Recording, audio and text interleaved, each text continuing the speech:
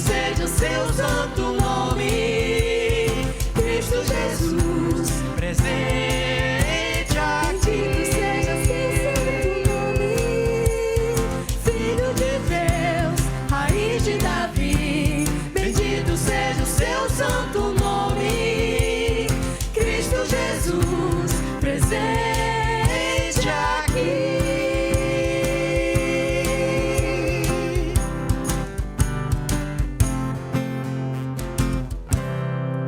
Amém, Senhor Deus. Obrigado, Deus.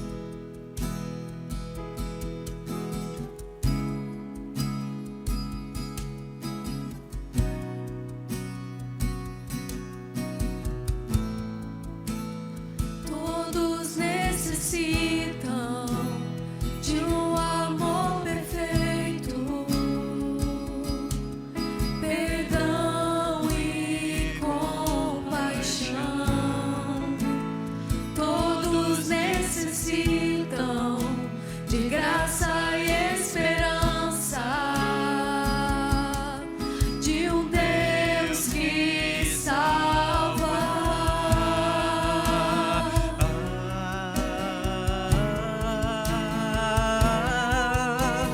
Cristo move as montanhas e tem poder para salvar, tem poder para salvar, para sempre, autor da salvação. Jesus a morte venceu, sobre a morte venceu.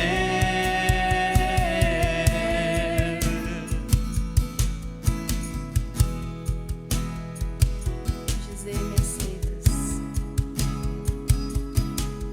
Recebes com meus medos. Me recebes com meus medos, falhas e temores. Enche meu viver, a minha vida entrego pra seguir seus passos. A ti me rendo.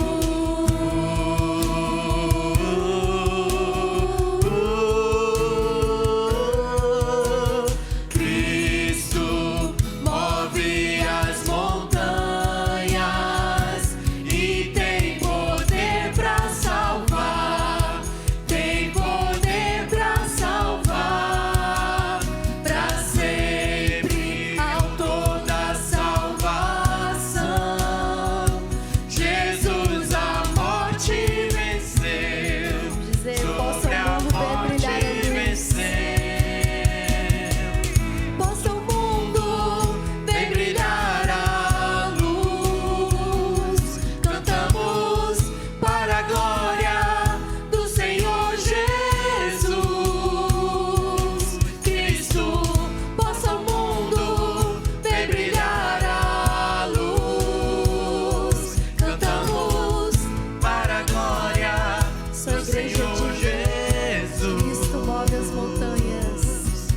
Cristo move as montanhas e tem poder pra salvar, tem poder pra salvar, pra sempre, autor da salvação. Jesus a morte venceu, sobre a morte venceu.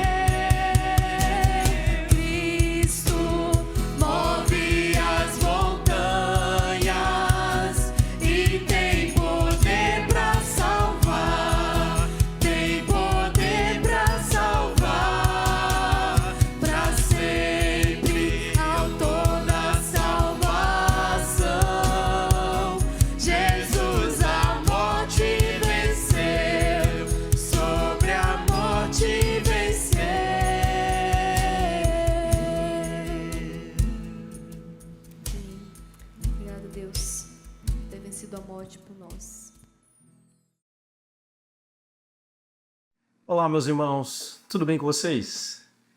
Sejam bem-vindos a mais um Culto nos Lares. A minha oração e o meu desejo é que esse tempo seja uma bênção para a sua vida e para a vida da sua família. Bom, nós estamos estudando o livro Aprendendo a Amar os Salmos. E depois de uma parte introdutória, que nós já vimos nos primeiros capítulos, nós começamos a estudar alguns salmos especificamente. E hoje nós vamos estudar o Salmo de número 22. E eu quero ler esse salmo com vocês agora. O salmo diz assim: meu Deus, por que me abandonaste? Por que estás tão longe de salvar-me? Tão longe dos meus gritos de angústia? Meu Deus, eu clamo de dia, mas não respondes, de noite e não recebo alívio. Tu, porém, és o santo, és rei, és o louvor de Israel. Em ti os nossos antepassados puseram a sua confiança, confiaram e os livraste. Clamaram a ti e foram libertos. Em ti confiaram e não se decepcionaram. Mas eu sou verme e não homem, motivo de zombaria e objeto de desprezo do povo. Caçoam de mim todos os que me veem, balançando a cabeça, lançam insultos contra mim, dizendo: recorra ao Senhor, que o Senhor o liberte, que ele o livre, já que ele quer bem. Contudo, tu mesmo me tiraste do ventre, deste-me segurança junto ao seio de minha mãe. Desde que nasci fui entregue a ti, desde o ventre materno és o meu Deus. Não fiques distante de mim, pois a angústia está perto e não há ninguém que me socorra. Muitos touros me cercam, sim, rodeiam-me os poderosos de Bazã. Como leão voraz rugindo, escancaram a boca contra mim. Como água, me derramei, e todos os meus ossos estão desconjuntados. Meu coração se tornou como cera, derreteu-se no meu íntimo. Meu vigor secou-se como um caco de barro, e a minha língua gruda no céu da boca. Deixaste-me no pó, à beira da morte. Cães me rodeiam, um bando de homens maus me cercou. Perfuraram minhas mãos e meus pés. Posso contar todos os meus ossos, mas eles me encaram com desprezo. Dividiram as minhas roupas entre si e lançaram sortes pelas minhas vestes. Tu, porém, Senhor, não fiques distante. Ó minha força, vem logo em meu socorro. Livra-me da espada, livra a minha vida do ataque dos cães. Salva-me da boca dos leões e dos chifres dos bois selvagens. E tu me respondeste. Proclamarei o teu nome a meus irmãos, na assembléia te louvarei.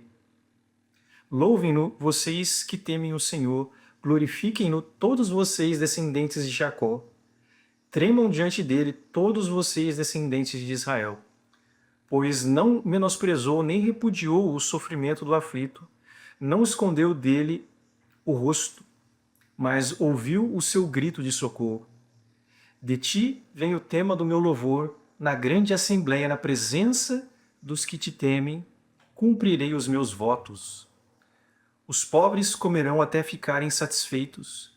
Aqueles que buscam o Senhor o louvarão, que vocês tenham vida longa. Todos os confins da terra se lembrarão e se voltarão para o Senhor, e todas as famílias das nações se prostrarão diante dele. Pois do Senhor é o reino, ele governa as nações. Todos os ricos da terra se banquetearão e o adorarão. Haverão de ajoelhar-se diante dele todos os que descem ao pó, cuja vida se esvai. A posteridade o servirá, gerações futuras ouvirão falar do Senhor. E a um povo que ainda não nasceu proclamará os seus feitos de justiça, pois ele agiu poderosamente. Meus irmãos, o Salmo 22 ele possui várias palavras ditas por Jesus no Novo Testamento. Você pode perceber que o Salmo começa dizendo: meu Deus, por que me abandonaste? E essas palavras foram ditas por Jesus na cruz. Você pode ver isso lá no Evangelho de Mateus e de Marcos. E isso pode levar algumas pessoas a pensarem que o Salmo tem relação apenas com Jesus e não conosco. Só que nós precisamos nos lembrar que essas palavras elas foram repetidas por Jesus, mas elas foram originalmente ditas por Davi. E Davi, ao dizer essas palavras, ele representa aquilo que acontece com o povo e conosco muitas vezes. Esse Salmo de número 22 ele é dividido em duas partes. Na primeira parte, o salmista ele fala sobre o seu sofrimento e a sua sensação de abandono. E na segunda parte, nós vemos o salmista louvando a Deus. E a pergunta que pode surgir para nós é como é que isso pode acontecer? Como é que o salmista ele pode começar com o sofrimento e passar para o louvor? O que aconteceu para que essa mudança de tom acontecesse e se tornasse uma realidade nesse salmo? Vamos tentar entender isso juntos aqui. A primeira coisa que deve chamar a nossa atenção nesse salmo é o fato de que, apesar do salmista citar vários sofrimentos ao longo do salmo, a sua principal angústia parece ser a sensação que ele tem de que Deus o abandonou. Talvez essa seja a sua dificuldade no momento. Você está passando por algum sofrimento, talvez a perda de alguém querido, talvez uma doença, um problema financeiro, desemprego, alguma dificuldade. E você pode se perguntar, onde é que está Deus nisso? Por que ele permitiu que isso acontecesse comigo? Mas é interessante nós percebermos que mesmo no sofrimento e na dúvida, Davi ele não deixa de orar ao Senhor e não deixa de abrir o seu coração diante de Deus. Nós devemos fazer o mesmo. Em situações como essa, de sofrimento, de dificuldade, nós precisamos fazer a mesma coisa que Davi. Quando Jesus cita o Salmo 22 na cruz, nós percebemos que ele passou por uma situação semelhante a nós. E por isso ele é capaz de nos compreender e de nos ajudar nas nossas angústias. E por isso devemos recorrer a ele nos momentos difíceis. Nas dificuldades, como aquelas que o salmista está passando aqui no Salmo 22, o salmista faz olhar para o passado, essa atitude dele, nesse momento. Ele recorda da fidelidade de Deus nos versículos 4 e 5, nós podemos ver isso. Ele vai dizer ali o seguinte, versículo 4 e 5. Em ti os nossos antepassados puseram a sua confiança, confiaram e os livraste. Clamaram a ti e foram libertos. Em ti confiaram e não se decepcionaram. Deus ele foi fiel no passado e o salmista se lembra disso. E quando Deus ele é fiel no passado, isso nos ajuda a recordar da sua fidelidade e a nos lembrar que ele continuará sendo fiel no presente e no futuro, quando adversidades surgirem na nossa vida. E a pergunta é, você consegue olhar para o seu passado e perceber como Deus cuidou de você em outras situações difíceis pelas quais você passou? Então, confie que Deus continuará cuidando de você. O mesmo cuidado que você recebeu no passado, Ele vai derramar sobre você no presente e no futuro. Na segunda parte do Salmo, o clima muda completamente. A segunda parte do Salmo é marcada por louvor, é marcada por esperança. O salmista ele vai demonstrar ali uma firme expectativa que ele tem de que aqueles que sofrem no presente serão ajudados por Deus.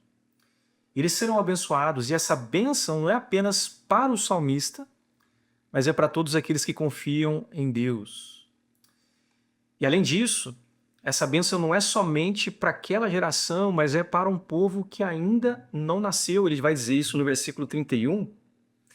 Versículo 31 ele diz assim, e um povo que ainda não nasceu proclamarão seus feitos de justiça, pois ele agiu poderosamente. E esse povo que ainda não nasceu, nós estamos incluídos nele. Nós, como povo de Deus, também experimentamos o cuidado dele e louvamos a Deus por suas bênçãos. Então, meus irmãos, diante disso tudo, o autor ele termina o capítulo com algumas lições para nós.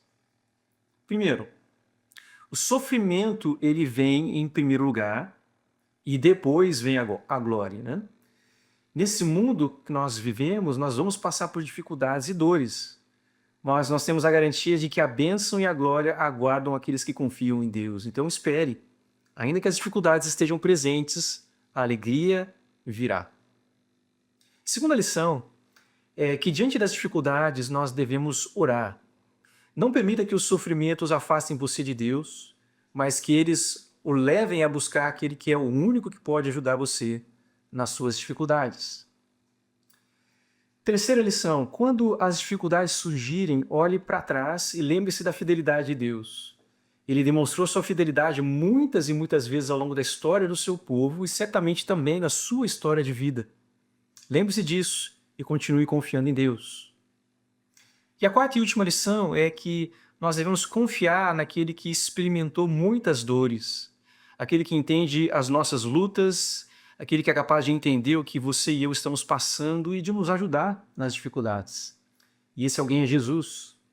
Se você fizer isso, também será capaz de fazer a mesma transição do salmista do lamento, na primeira parte do salmo, para o louvor e esperança, na segunda parte. A minha oração e meu desejo é que esse salmo possa ser uma bênção para a sua vida e ajudá-lo a louvar a Deus e encontrar esperança no meio das adversidades. Que Deus o abençoe e até a próxima.